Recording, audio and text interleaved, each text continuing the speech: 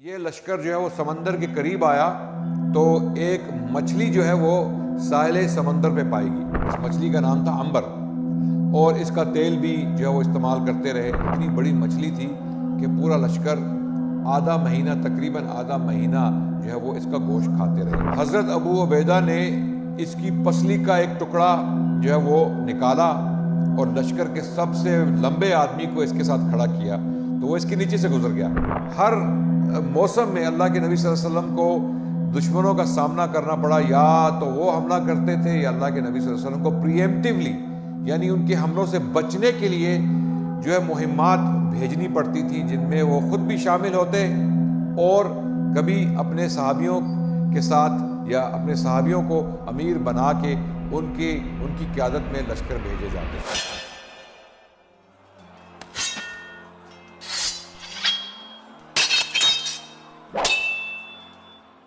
بسم اللہ الرحمن الرحیم، الحمدللہ والصلاة والسلام علی رسول اللہ، اما بعد، اعوذ باللہ السمیع العلیم من الشیطان الرجیم، بسم اللہ الرحمن الرحیم، وما ارسلناک الا رحمۃ للعالمین۔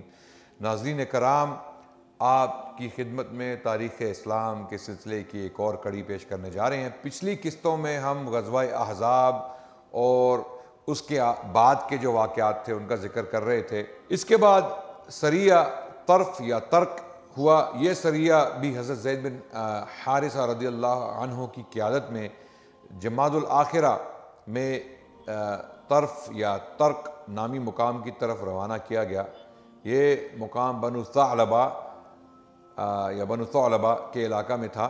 حضرت زید کے ساتھ صرف 15 آدمی تھے، لیکن بدوؤں نے خبر پاتے ہی راہ فرار اختیار کی اور کچھ مال مویشی مسلمانوں کے ہاتھ لگا۔ سریہ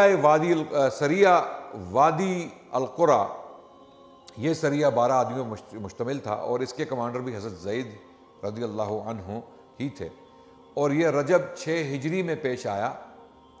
وادی قرا اور وادی القرا کی جانب روانہ ہوئے۔ مقصد دشمن کی نقل و حرکت کا پتہ لگانا تھا، مگر وادی القرا کے باشندے ان پر حملہ کر کے ان باشندوں نے صحابیوں پر حملہ کر کے 9 صحابہ کو شہید کر دیا اور صرف 3 بچ سکے، جن میں حضرت زید بن حارثہ بھی تھے۔ پھر ایک اور سریہ پیش آیا، سریہ خبت۔ اس سریہ کا زمانہ، سریہ سے مراد مہم، ایک جنگی مہم جو اللہ کے نبی صلی اللہ علیہ وسلم بھیجتے تھے اپنے صحابیوں کی قیادت میں، جس میں وہ خود شامل نہیں ہوتے تھے۔ غزوہ اسے کہا جائے گا جس میں اللہ کے نبی خود شامل تھے، بذات خود اس مہم میں شامل تھے، اسے غزوہ کہا گیا تاریخ میں۔ اور سریہ اس مہم کو کہا گیا، اس جنگی مہم کو کہا گیا جو کسی صحابی کی قیادت میں ایک لشکر صحابہ کا بھیجا جاتا تھا دشمنوں کا مقابلہ کرنے کے لیے، اسے سریہ کہا گیا۔ سریہ خبت اس زمانے کا ہے جب رجب کے مہینے میں اللہ کے نبی صلی اللہ علیہ وسلم نے، حضرت جابر رضی اللہ عنہ کا بیان ہے کہ اللہ کے نبی صلی اللہ علیہ وسلم نے جو ہے امیر ابو عبیدہ بن جراح رضی اللہ عنہ کو بنایا اور قریش کے ایک قافلے کا پتہ لگانے کے لیے اس مہم کو بھیجا، اور مسلمان اس قدر بھوک اور افلاس کا شکار ہوئے کہ انہیں پتے جھاڑ کر کھانا پڑا، یعنی پتے جھاڑ کر اصحاب الرسول نے کھائے، اور بھوک اور افلاس کا یہ عالم تھا کہ مسلمانوں کے پاس خوراک کی کمی تھی، اور یہ بہت بڑا لشکر تھا، 300 سواروں کا لشکر تھا، 300 لوگ تھے، اور ان کے ساتھ اور لوگ بھی ہوں گے یقیناً۔ تو اتنے بڑے لشکر کا کھانا ڈھونڈنا صحرا میں، ایک خشک علاقے میں مشکل تھا، تو انہیں پتے ملے اور ان پتوں کو جھاڑ کر کھایا گیا، اسی لیے اس سریے کا نام سریہ خبت رکھا گیا۔ خبت کا مطلب ہے پتے جو جھاڑے جاتے ہیں ان پتوں کو خبت کہا جاتا ہے۔ پھر ایک آدمی نے تین اونٹ ذبح کیے، اور پھر دوبارہ 3 اونٹ ذبح کیے، اور 3 اونٹ اور ذبح کیے، 9 اونٹ ذبح کیے گئے تاکہ یہ سب لوگ کھانا کھا سکیں۔ اور اس کے بعد ابو عبیدہ نے منع کر دیا کہ اور اونٹوں کو ذبح نہ کیا جائے۔ پھر یہ لشکر جو ہے وہ سمندر کے قریب آیا تو ایک مچھلی جو ہے وہ ساحل سمندر پہ پائے گی۔ یہ مچھلی غالباً بہت بڑی مچھلی تھی، اتنی بڑی مچھلی تھی کہ ایک مہینے تک، تقریباً ایک مہینے تک یا آدھ مہینے تک مسلمان اس کا گوشت کھاتے رہے۔ 300 آدمی، 300 سوار اور ان کے ساتھ جو اور لوگ بھی تھے، ان سب لوگوں نے اس مچھلی کا گوشت کھایا اور اس کا نام عنبر رکھا گیا۔ اس مچھلی کا نام تھا عنبر، اور اس کا تیل بھی جو ہے وہ استعمال کرتے رہے، یہاں تک کہ اصحاب الرسول جو ہیں وہ صحت مند ہو گئے۔ بھوک و افلاس کا شکار رہنے کے بعد جب انہوں نے پتے کھائے، ظاہر ہے ان کی صحت پر اس کا اثر ہوا، اور مچھلی کا گوشت کھانے کے بعد یہ جو لشکر تھا صحت مند ہو گیا، اور اتنی بڑی مچھلی تھی کہ پورا لشکر آدھا مہینہ، تقریباً آدھا مہینہ جو ہے وہ اس کا گوشت کھاتے رہے اور اس کا تیل بھی استعمال کرتے رہے۔ حضرت ابو عبیدہ نے اس کی پسلی کا ایک ٹکڑا جو ہے وہ نکالا اور لشکر کے سب سے لمبے آدمی کو اس کے ساتھ کھڑا کیا تو وہ اس کے نیچے سے گزر گیا۔ اب اس واقعے سے یہ اندازہ لگایا جا سکتا ہے کہ یہ ویل مچھلی تھی، جو بڑی مچھلی ہوتی ہے نا، ویل جس کو ہم ویل کہتے ہیں، ویل مچھلی جو سب سے بڑی مچھلی ہوتی ہے، یقیناً یہ وہ مچھلی تھی، کیونکہ اسی کی پسلیاں اتنی بڑی ہوتی ہیں کہ ایک انسان ان کے نیچے سے گزر جائے، یا ایک انسان اس کے پیٹ میں جو ہے وہ کھڑا ہو سکتا ہے۔ یعنی ایک ویل مچھلی جو ہے اس کا سائز جو ہے وہ جو ہے 100 میٹر تک بھی ہو سکتا ہے، 100 فٹ یا 50 فٹ تو ایک جو ہے نا وہ عام سائز ہوتا ہے ویل مچھلی کا۔ تو یہ بہت بڑی مچھلی تھی جو اللہ نے ان صحابیوں کو خوراک فراہم کرنے کے لیے جو ساحل سمندر پہ اس کو پھینک دیا، اور اصحاب الرسول نے مل کر اس سے فائدہ اٹھایا اور اس کا گوشت کھایا، اور کچھ گوشت بچا کر وہ اللہ کے نبی کی خدمت میں بھی بعد میں مدینے میں پیش کیا، اور اللہ کے نبی صلی اللہ علیہ وسلم نے فرمایا کہ یہ اللہ سبحانہ و تعالیٰ نے تمہارے لیے رزق فراہم کیا، تم اللہ کے راستے میں نکلے تھے، ایک نیک عمل میں حصہ لے رہے تھے، مہم کا حصہ تھے، مسلمانوں کی بقا کی ایک مہم تھی، اس مقصد کے لیے تم نکلے، تو اللہ سبحانہ و تعالیٰ نے تمہارے لیے یہ گوشت فراہم کیا سمندر سے، اپنی مخلوق تمہارے سامنے رکھی، اور یہ بہت بڑی مچھلی تھی۔ اور اس کے بعد جو ہے بہت بڑا ایک واقعہ پیش آیا جسے ہم غزوہ بنی المصطلق کہتے ہیں، یا غزوہ مریسی۔ غزوہ مریسی ایک چشمے کا نام تھا جو بنی المصطلق کے علاقے میں موجود تھا۔ اس غزوے کی جو تاریخ ہے اس کا تعین علماء کے نزدیک بہت مشکل ہے، اور اس کے اوپر ایک ڈیبیٹ بھی ہے۔ کچھ علماء اس چیز کے قائل ہیں کہ یہ غزوہ سن 5 ہجری میں پیش آیا، کچھ علماء کہتے ہیں کہ یہ غزوہ رجب کے مہینے میں سن 6 ہجری میں پیش آیا۔ ہم اس ڈیبیٹ میں نہیں پڑھیں گے، لیکن اس غزوے کا جو ہے وہ ذکر کریں گے کہ یہ غزوہ جو ہے وہ اس لیے پیش آیا کہ بنو مصطلق ایک بہت طاقتور قبیلہ تھا، اور اس کا سردار حارث بن ابی درار جو ہے وہ اللہ کے نبی صلی اللہ علیہ وسلم کے ساتھ جنگ کرنا چاہتا تھا، تو اس نے ایک لشکر تیار کیا، اور اللہ کے نبی کو اس کی خبر پہنچی۔ اللہ کے نبی صلی اللہ علیہ وسلم نے اس خبر کو اس کی تصدیق کرنے کے لیے اپنے ایک صحابی کو بھیجا جو بریدہ بن حسیب اسلمی کے نام سے تحقیق کرنے کے لیے حارث بن ابی زرار کے پاس آئے اور اس سے معلومات حاصل کی، اور یہ خبر کنفرم ہو گئی کہ حارث بن ابی زرار جو بنو المصطلق کا سردار ہے وہ اللہ کے نبی صلی اللہ علیہ وسلم کے ساتھ اور مسلمانوں کے ساتھ جنگ کرنا چاہتا ہے۔ جب آپ صلی اللہ علیہ وسلم کو خبر کی صحت کا اچھی طرح یقین ہو گیا تو آپ نے صحابہ کرام کو تیاری کا حکم دیا کہ اس سے پہلے کہ وہ ہم پر حملہ کریں ہم ان پر حملہ کریں گے، ہم ان سے کیوں ڈریں، ہم ان پر حملہ کریں گے۔ یعنی آپ یہاں سے اندازہ لگائیے اتنے سرائے، اتنے غزوات اتنے کم عرصے میں ہو رہے ہیں کہ اللہ کے نبی صلی اللہ علیہ وسلم کو آرام کرنے کا موقع ہی نہیں مل رہا، ان کے ساتھیوں کو بھی آرام کرنے کا موقع ہی نہیں مل رہا۔ جب سے اللہ کے نبی مدینے میں تشریف لائے ان کے دشمنوں نے کوئی کسر اٹھا نہیں رکھی تھی کہ انہیں نقصان پہنچایا جائے، انہیں تکلیفیں پہنچائی جائیں، ان کا مقابلہ کیا جائے، ان پر حملے کیے جائیں، ان کے ساتھیوں کو قتل کیا جائے، اور بہت سارے سرائے یا بہت سارے واقعات جو ہم آپ کے سامنے بیان کر چکے ہیں پچھلی قسطوں میں، اس سے آپ کو اندازہ ہو جائے گا کہ یہ بہت ڈائنامک پیریڈ تھا، یہ بہت ہی وائبرنٹ پیریڈ تھا۔ اس دور میں جو اللہ کے نبی کے 10 سال تقریباً 10 سال مدینے میں گزرے، اللہ کے نبی صلی اللہ علیہ وسلم نے بہت ہی کم عرصہ جو ہے وہ آرام کا گزارا۔ ہر مہینے، ہر ہفتے، ہر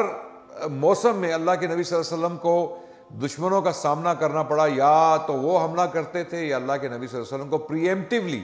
یعنی ان کے حملوں سے بچنے کے لیے جو ہے مہمات بھیجنی پڑتی تھیں، جن میں وہ خود بھی شامل ہوتے اور کبھی اپنے صحابیوں کے ساتھ یا اپنے صحابیوں کو امیر بنا کے ان کی قیادت میں لشکر بھیجے جاتے۔ تو یہ بہت ڈائنامک پیریڈ، بہت مشکل وقت تھا مسلمانوں پر۔ اور آج جو ہم اپنے گھروں میں بیٹھ کر اسلام کے یہ سبق سیکھ رہے ہیں اور قرآن پڑھتے ہیں اور حدیثیں پڑھتے ہیں اور یہ لیکچرز دیکھتے ہیں، تو ہم سمجھتے ہیں کہ اسلام جو ہے وہ نازل ہوا آسمانوں سے اور ہم تک بڑے آرام سے، بڑے سکون سے، بغیر کسی تگدو کے، بغیر کسی سختی کے، بغیر کسی مشقت کے پہنچ گیا۔ ایسے نہیں ہے۔ اس دین کے لیے اللہ کے نبی صلی اللہ علیہ وسلم نے سب سے زیادہ قربانیاں دیں اور ان کے ساتھیوں نے اپنی جانیں تک پیش کر دیں، اپنے جسموں پہ زخم کھائے، اپنا خون بہایا۔ اللہ کے نبی صلی اللہ علیہ وسلم کو جنگ میں تکلیفیں دی گئیں۔ اللہ کے نبی صلی اللہ علیہ وسلم کا جسم، ان کا مبارک جسم صلی اللہ علیہ وسلم زخمی ہوا، انہوں نے اپنے دندان مبارک شہید کروائے، ان کے چہرے پر زخم آئے، ان کے جسم پر زخم آئے۔ اللہ کے نبی صلی اللہ علیہ وسلم نے طائف میں پتھر کھائے، اور ابھی تک 6 ہجری یعنی مدینے میں آئے ہوئے 6 سال ہو چکے ہیں، اور اللہ کے نبی لگاتار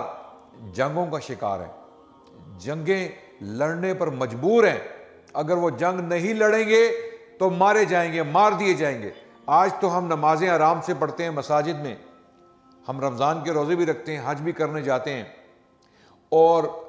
بہت یعنی سکون کے ساتھ اسلام کی جو تعلیمات ہیں،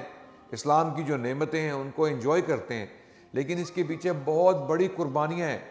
بہت بڑی عظیم قربانیاں ہیں۔ سب سے پہلے تو اللہ کے نبی صلی اللہ علیہ وسلم کی قربانیاں ہیں، پھر ان کے ساتھیوں کی، ان کے صحابیوں کی قربانیاں، ان کے خاندان کی، ان کے اہل بیت کی قربانیاں ہیں، ان کی بیویوں کی، ان کے بچوں کی قربانیاں ہیں۔ اور یہ دین ہم تک اسی طرح پہنچا، قربانیوں کے ذریعے پہنچا۔ اگر اس دین کے پیچھے قربانیاں نہ ہوتی تو شاید یہ دین بھی ختم ہو چکا ہوتا، پچھلے ادیان کی طرح۔ تو ناظرین، آپ کے سامنے یہ جو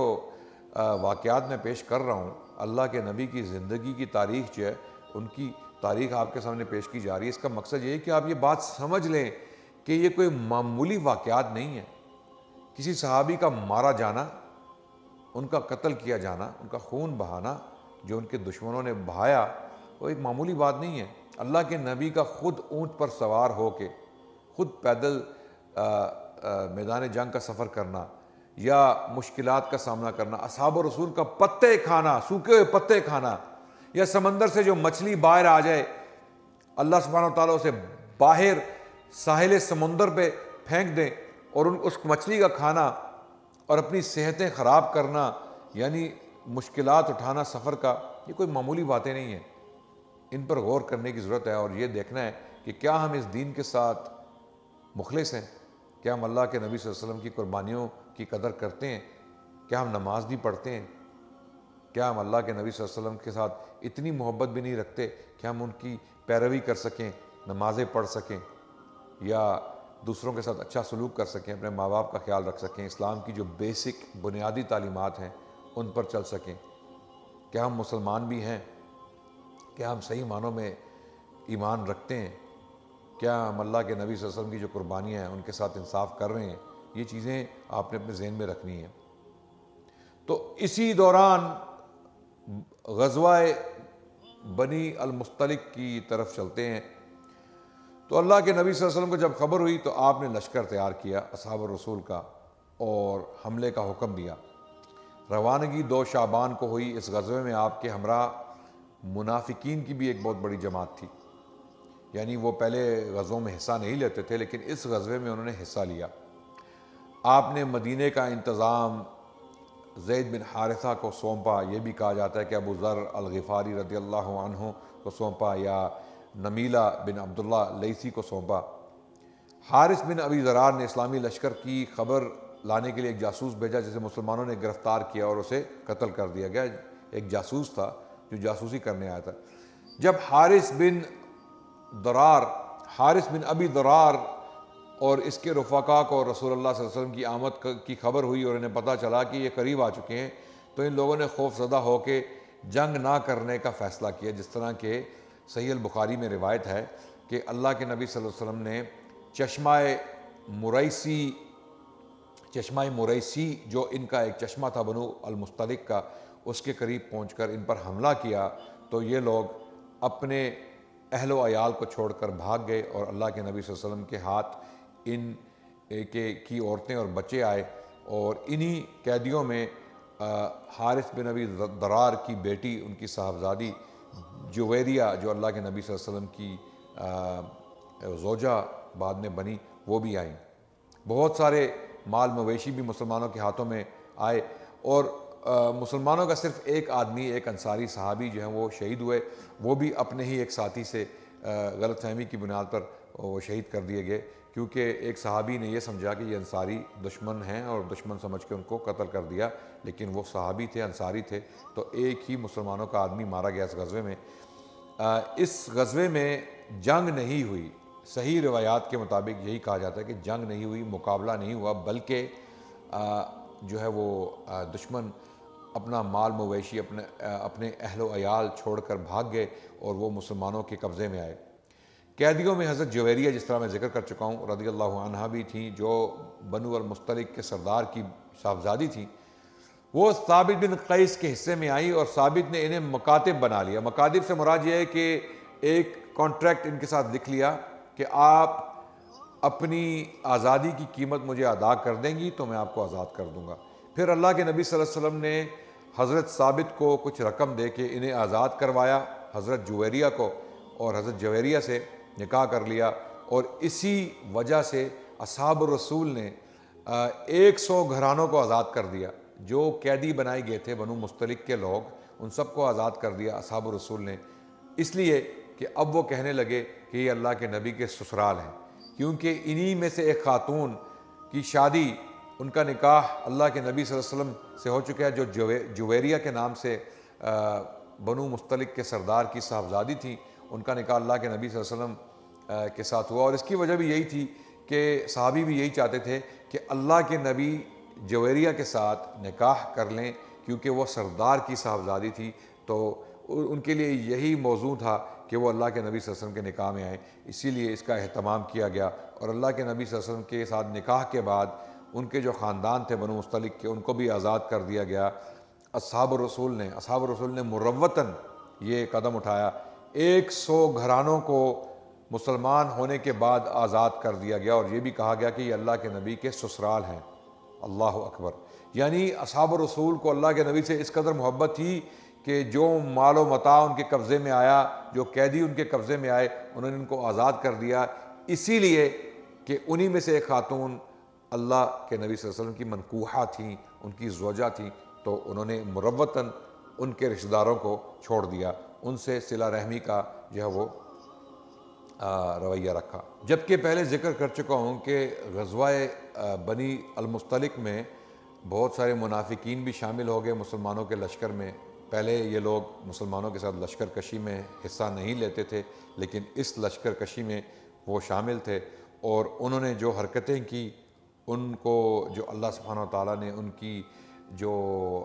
کا جو رویہ تھا اسے ظاہر کیا، اس کے بارے میں انشاءاللہ ہم اگلی قسط میں اس پر روشنی ڈالیں گے۔ تب تک کے لیے آپ سے اجازت چاہتے ہیں۔ السلام علیکم۔